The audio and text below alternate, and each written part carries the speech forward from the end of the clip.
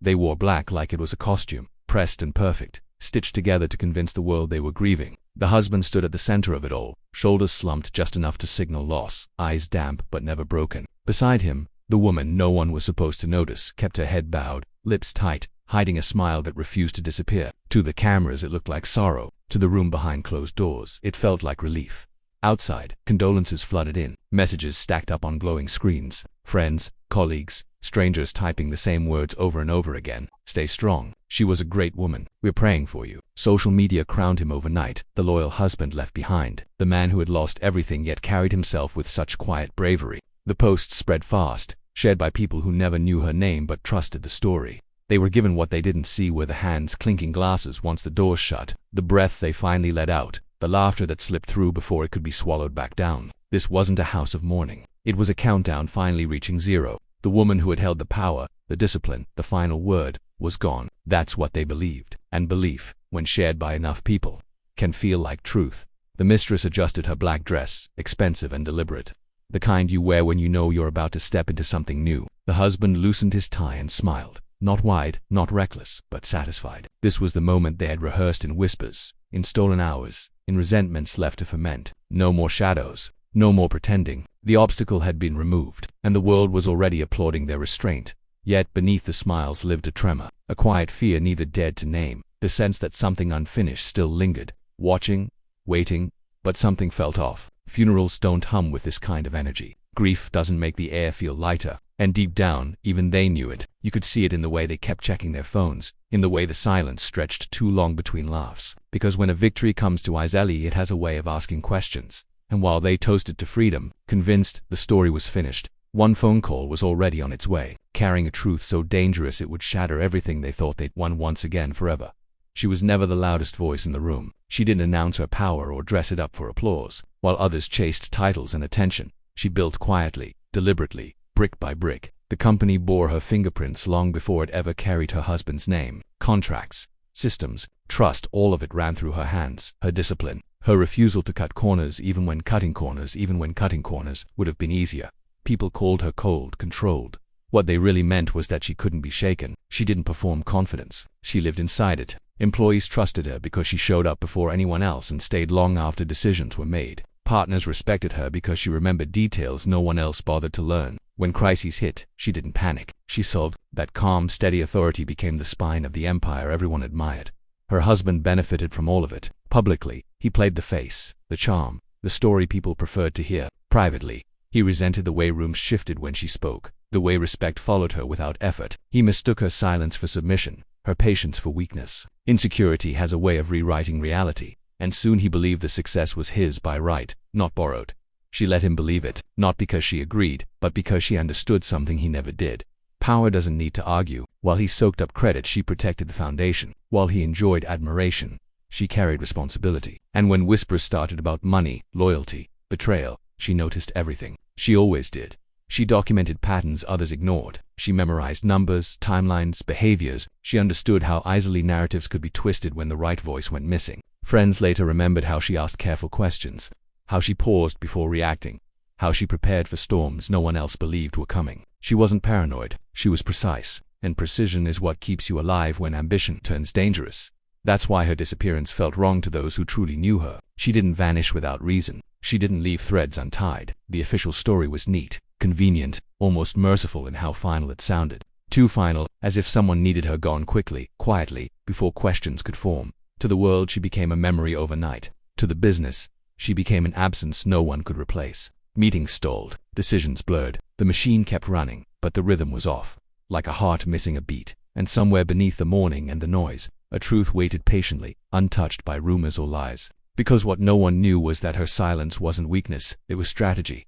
Asterisk, they didn't hide anymore. With the wife gone, the husband and his mistress stepped forward like heirs who had waited too long in the wings. Their relationship, once whispered, suddenly felt inevitable, reframed as fate instead of betrayal. They moved through rooms with borrowed confidence, touching things they hadn't built, issuing opinions they had never earned the right to give. The husband spoke more now. To reporters, to partners, to anyone who would listen. He repeated the same lines until they sounded true, about sacrifice, about leadership thrust upon him by tragedy. Headlines followed his script, a strong man carrying on, grace under pressure, The comments praised his resilience, his courage, his ability to smile through loss. Sympathy became currency, and he spent it freely. The mistress transformed overnight. Black dresses gave way to tailored suits, grief replaced by ambition. She laughed too loudly in meetings, corrected people who once ignored her, rewrote stories as if she had always been there, steering the ship. She spoke of loyalty while standing on someone else's legacy. Entitlement clung to her like perfume, heavy and unmistakable. Together, they treated the empire like a reward finally unlocked. Company cards slid across counters. Offices were redecorated. Old rules were dismissed as outdated, inconvenient relics of a woman who, they insisted, had been holding everyone back. They called it progress. Others called it disrespect, but dissent stayed quiet. Grief has a way of silencing doubt. Online, the narrative hardened. Clips circulated of the husband thanking supporters, voice steady, eyes dry. So inspiring. One post read, "He lost everything and still shows up." Millions watched. Millions believed. The wife's name faded, replaced by his story, his pain, his performance. History began to bend in real time. Yet beneath the applause, cracks spread. Employees whispered about missing approvals, rushed decisions, numbers that no longer added up. The calm that once defined the company was gone, replaced by urgency and ego. Power, when unearned, always rushes. It has something to prove. The husband mistook attention for authority. The mistress mistook access for intelligence. Neither noticed how often they checked their phones, how silence made them nervous, how the building felt emptier without the woman they had erased. They were celebrated but never trusted, elevated but never respected. Behind their smiles lived resentment sharpened by years of comparison. Every compliment he received felt stolen. Every dollar spent felt overdue. They told themselves the empire owed them this comfort, this ease, this applause. In private, they mocked the woman who built it, calling her rigid, unlikable, too serious to be loved. They mistook discipline for cruelty and boundaries for control. The more praise they received, the bolder the lies became, until repetition replaced memory and convenience replaced truth. Entitlement thrives when accountability disappears, and in that vacuum, ambition rots into greed without anyone brave enough to interrupt itself. Unchecked and loud, they thought the story was finished, sealed by sympathy and silence. They believed grief had closed every door that mattered. But behind hospital walls, far from headlines and hashtags, a machine kept beeping, steady and patient, and someone was listening. Death was declared quickly, too quickly, wrapped in clinical language that sounded final without ever sounding specific. There was no body shown, no long explanation, only paperwork sliding across desks and signatures landing where they were told. In moments like that, people trust authority. A doctor said the words, and the system moved on without question or pause or meaningful independent review from anyone involved. The story was clean, almost merciful in its simplicity. A sudden incident, complications, an outcome no one could change. Details were brushed aside as sensitive, private, too painful to discuss. Requests for clarity met polite resistance. This is all we can say for now. Grief became a shield, and behind it, silence hardened while questions lingered unanswered in the hallways of power and fear combined. Inside the hospital, pressure traveled faster than truth. Administrators wanted closure. Lawyers wanted distance. The declaration saved time, avoided scrutiny, kept powerful people comfortable. The doctor who signed it felt the weight immediately, the unspoken expectation to follow protocol and not disrupt a narrative already forming beyond those walls where ambition, money, and influence quietly intersected without anyone asking the wrong question out loud yet.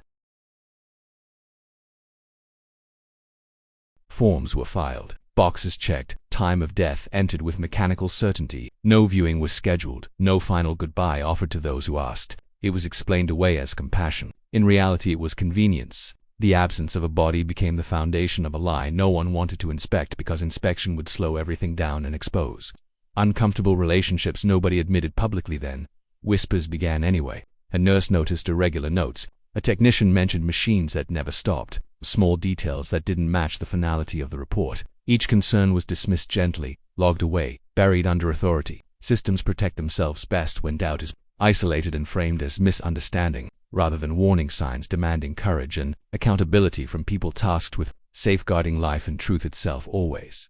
Outside, the world accepted the story because it needed to. Closure feels kinder than chaos, but every shortcut taken tightened a knot. Paper replaced proof, authority replaced evidence. The lie didn't scream, it whispered, and the system listened, grateful for the quiet that allowed business, power, and ambition to continue uninterrupted while a truth struggled to breathe somewhere unseen, beneath fluorescent lights and locked doors. Still, cracks widen under pressure. The doctor replayed the moment at night, the signature, the assumptions, the absence he couldn't explain. Medicine teaches precision, not faith, and once doubt takes root, It refuses to stay buried forever, especially when lives, legacies, and truth hang in the balance, waiting for one question to change everything if someone dares to ask it against fear and pressure alone. Because in systems built on silence, disruption comes from curiosity, and eventually, someone always reaches the breaking point, looks at the file, and wonders what everyone else avoided. And then, one doctor asked the question no one else dared to ask, shattering the story, the signatures, and the lie that nearly succeeded under the weight of truth that refuses silence forever once it breathes free. "I'm sorry, but your wife isn't dead."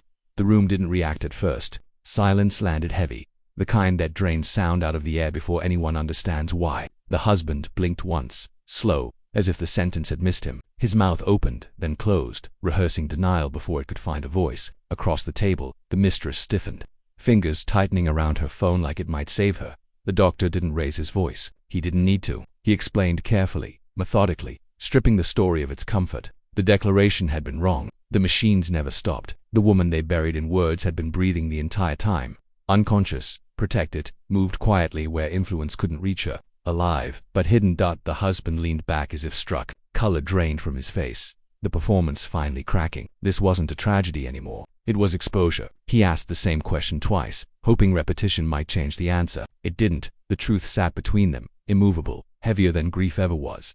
The mistress panicked. You could see it in the speed of her breath, the way her eyes searched for exits that didn't exist. She whispered his name, sharp and urgent, but he didn't look at her. Her future unraveled in seconds, every plan collapsing under a single word she hadn't prepared for. Alive. Outside that room, the story detonated. Messages flew, screens refreshed. A single leak turned into a flood. She's alive. She never died. The clip spread faster than the lie ever had. Comments flipped. Apologies replaced praise. The same people who mourned began asking who benefited most from her absence. The husband's face filled timelines again, but this time without sympathy. Slow motion shock caught mid. The mistress vanished from view. Accounts locked. Silence louder than any statement. The narrative had turned, violently and publicly, and there was no way to steer it back.